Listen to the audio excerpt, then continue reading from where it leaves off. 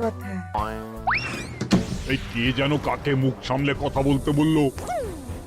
ওই ওই বাইরে কেউ বলেছে। এই তোমরা সবাই শোনো, অতিথিদের যেন আদর যত্নের ত্রুটি না হয়। আমি আর যাই, কাল সকালে আসব, কেমন?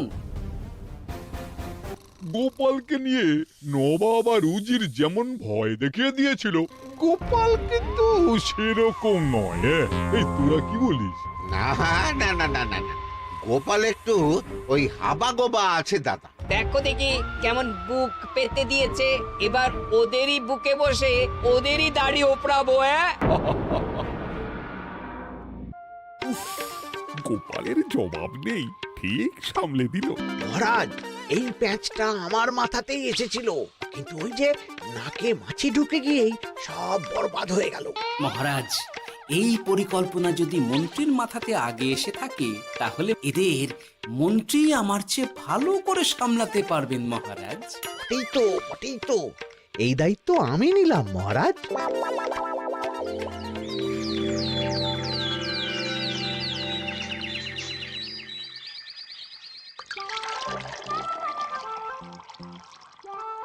আহা, সকালে ঘুম থেকে উঠে এই রকম বেলের পানা যেন স্বর্গের অমৃত। আছে আছে, আরো আছে। পানীয়, খাদ্য, আরাম, আয়েশ, যত চাও তত পাবে। এ কি, আপনি গোপাল কোথায়? মহারাজ বিবেচনা করে দেখেছেন যে মহামান্য অতিথিদের পরিচর্যার ভার গোপালের মতো একজন ভাঁড়ের পক্ষে বহন করা সম্ভব নয়, তাই এই দায়িত্ব আমাকে দেওয়া হয়েছে। কিন্তু কোনো কিন্তু নেই সর্দার, আমি যে খানা পিনা নাচা গানা আমোদ আহ্লাদের ব্যবস্থা করেছি দেখে তুমি চমকে যাবে। দেখা নয় বিজ্ঞানী, এবার শুধু কাজের সময়। কাল মন্ত্রীর উপর ওদের ভার ছেড়ে দিয়ে কৃষ্ণনগরের যে সর্বনাশটি করেছো, কোনো কাজ করে আর সেটিকে সামলানো যাবে না। হ্যাঁ, আহা, তোমার দেখছি মন্ত্রীর উপরে একটুও আস্থা নেই। ঠিক কি প্যাচ করছো বলো তো? প্যাচের কথা পরে হবে, তোমাকে যত তাড়াতাড়ি সম্ভব হাঁচির ওষুধ আবিষ্কার করতে হবে। হাঁচির ওষুধ? হ্যাঁ, হাঁচির ওষুধ। ওভাবে দেখছো কি বন্ধু? তোমাদের কাজের সব দায়িত্ব এখন আমার কাঁধে। তোমরা আমোদ করবে আর আমি কর আদায় করে তোমার হাতে এনে তুলে দেব। সর্দার, এর মধ্যে একটা চাল আছে মনে হচ্ছে। এই সে কি আর আমি বুঝিনি। এখন কি করবে? বিশ্বাস করে আদায় উসুলের ভার এর উপরে ছেড়ে দেবে? পাগল নাকি? মন্ত্রীমশাই, বলো বন্ধু। বলছিলাম আর দেরিতে কাজ কি?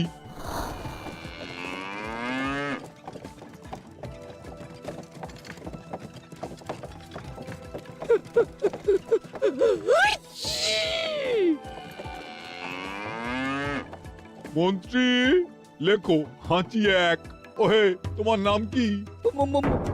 মন্ত্রেশ্বর উজুরি আগে। লিখুন মন্ত্রীমশাই, নাম লিখুন। ওহে মন্তেশ্বর, হাঁচি কর, এক মোহর ছাড়ো দেখিনি। হাঁচি দুই। আরে যাও, দৌড়ে গিয়ে দু মোহর আদায় করে আনো। ওরে, তোরা সব কৃষ্ণনগরের কোণে কোণে ছড়িয়ে পড় দেখি, একটা হাঁচিও যেন বাদ না পড়ে। হ্যাঁ,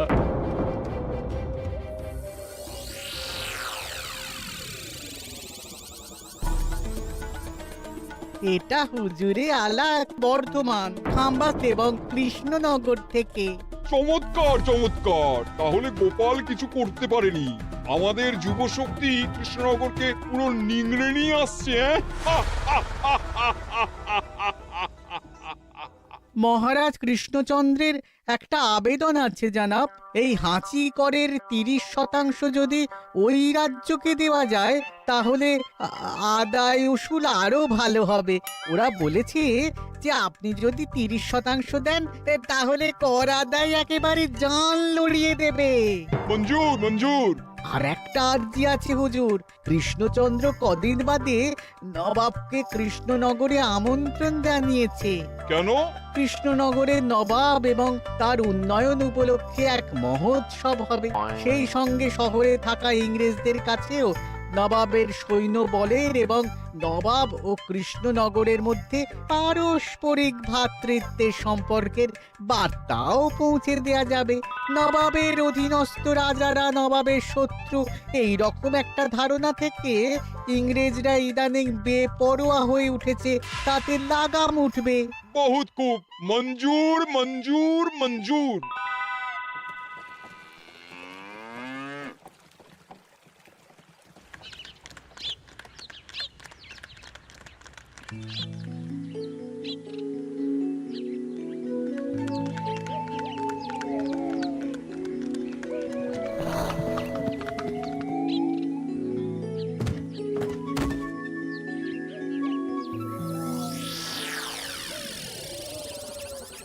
কি ব্যাপার গোপাল?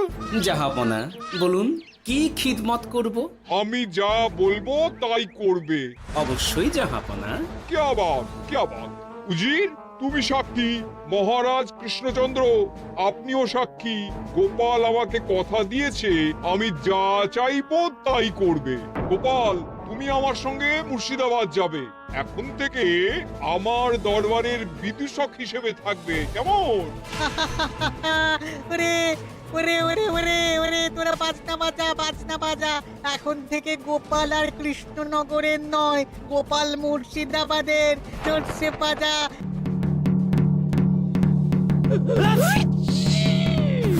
কি হলো? হুজুর, মনে হচ্ছে আপনার সৈন্যদল হাঁটছে। হ্যাঁ? হুজুর, হাঁচিগড়ের বন্যা, সব সৈন্য 10-12টা করে হেঁচে ফেলেছে। মানে প্রচুর মোহর হয়ে গেছে আর বাড়ছে বাড়ছে।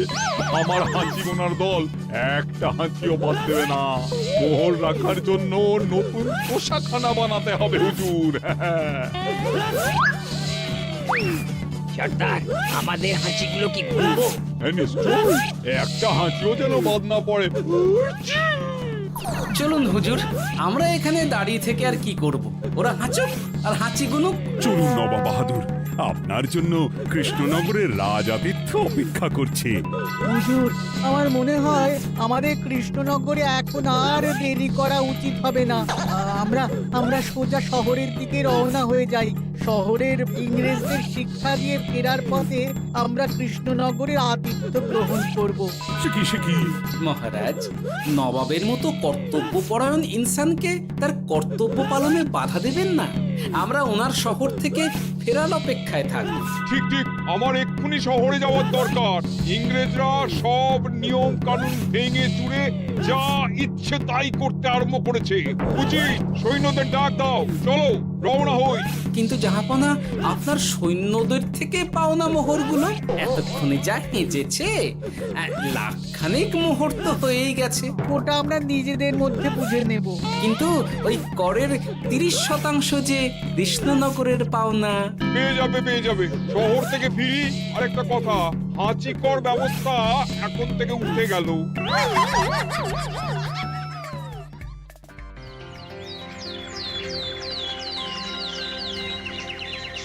মহারাজ, কিভাবে গোপাল ভাঁড় মহাশয় নবাবের উন্মাদের মতো জারি করা ওই হাঁচিকর থেকে আমাদের সকলকে রক্ষা করেছেন তা আমরা সকলেই জানি।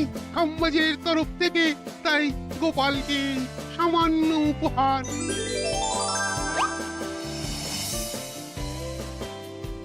ওহ গোপাল, সত্যি তোমার জবাব নেই। কিছুই হতো না যদি না বিজ্ঞানী ওই হাঁচি চূর্ণ আবিষ্কার করত। এই উপহারের অর্ধেক কিন্তু বিজ্ঞানী। সবই তো বুঝলাম, নবাবকে সৈন্য সহ নিমন্ত্রণ থেকে সৈন্যদলকে হাঁচি চূর্ণ মাখানো, চাঁদোয়ার তলায় ঢোকানো পর্যন্ত।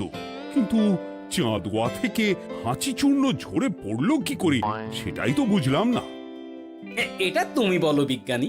শব্দে বাতাসে কম্পন তৈরি হয়। গোপালের হাততালিতে আমার ঘরের শাড়ি থেকে হাঁচির জন্য ঝরে পড়েছিল। এখানে চাঁদোয়া থেকে ঝরে পড়েছিল বাজনার শব্দে। কি ব্যাপার বিজ্ঞানী, তুমি এখন ছেলে খেলা করছো? হাঁচির ওষুধ হয়ে গেছে। হয়ে গেছে। মূল উপাদান তামাক, গোলমরিচ আর আলকুশির গুঁড়ো। কাজ হবে। হাততালি দাও। হাঁচ! কাজ হলো। ব্যাপারটা কি হলো? ওই শাড়িটাতে হাঁচি চূর্ণ মাখানো আছে, তোমার হাততালির শব্দের কম্পনে ঝরে ঝরে পড়েছে। একবার নাকের কাছে এলে পিঁপড়ের থেকে পিশাচ, হাঁচতেই হবে, হাঁচতে হবেই হবে। নবাব যদি বাজনা বাজাতে না বলতো। আমাদের বাজনদাররা তৈরি ছিল মহারাজ। যাক, সবই ভালোই ভালোই মিটে গেল।